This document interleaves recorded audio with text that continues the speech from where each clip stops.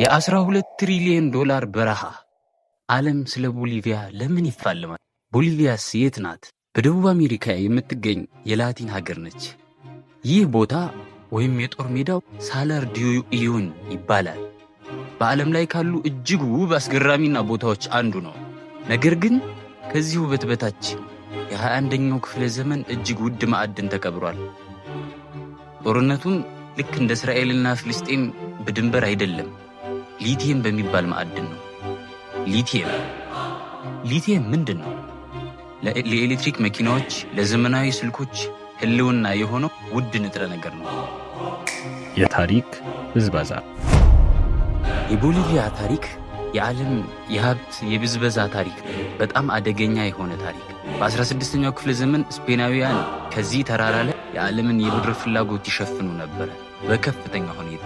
በ20ኛው ክፍለ ዘመን ደግሞ የቆርቆሮ ወይም የቲም ማዕድን ተራራ ነው። ቦሊቪያ ሀብታም ብትሆንም ህዝቧ ግን ባደንዛዥ እጾች የደነዘዘና በድህነት ውስጥ እንዲኖር የተፈረደበት ነው። ይህ የታሪክ ጠባሳ የቦሊቪያ አሁን ያለችበትን የጥንቃቄ እርምጃ ይወስነዋል። ካልሆነ የዝቅዝቅ ትወድቃለች።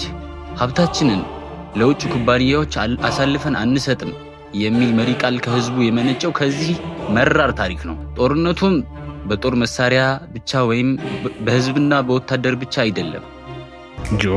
ፖለቲካ።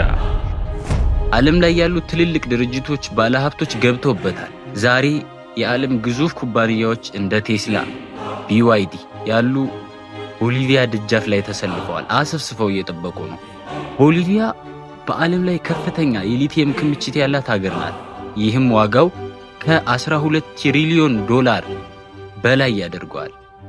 ይህ ረብጣ ገንዘብን አሰፍስፈው የሚጠብቁ ሁሉም ድርጅቶች አሉ።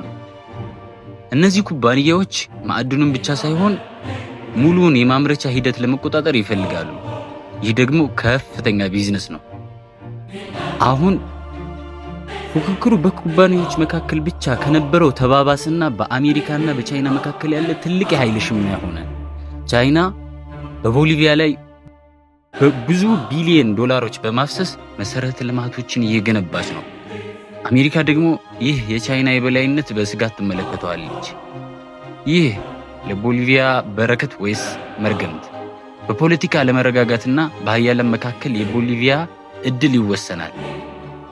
የቦሊቪያ የጨው በረሃዎች የወደፊት ዓለምን ሊቀይሩ ይችላሉ። ይህ የ12 ትሪሊየን ረብጣ ገንዘብ የ21ኛውን ክፍለ ዘመን የኢኮኖሚ የጦርነት ማዕከል ነው። ሰፋ ያሉ መረጃዎችና እነዚህን የመሳሰሉ ታሪኮችን፣ ዶክመንተሪዎችን ከፈለጉ ቻናላችንን ይቀላቀሉ፣ ቤተሰብ የሆኑ ለወዳጆቻችሁም ያጋሩ። Subscribe for more history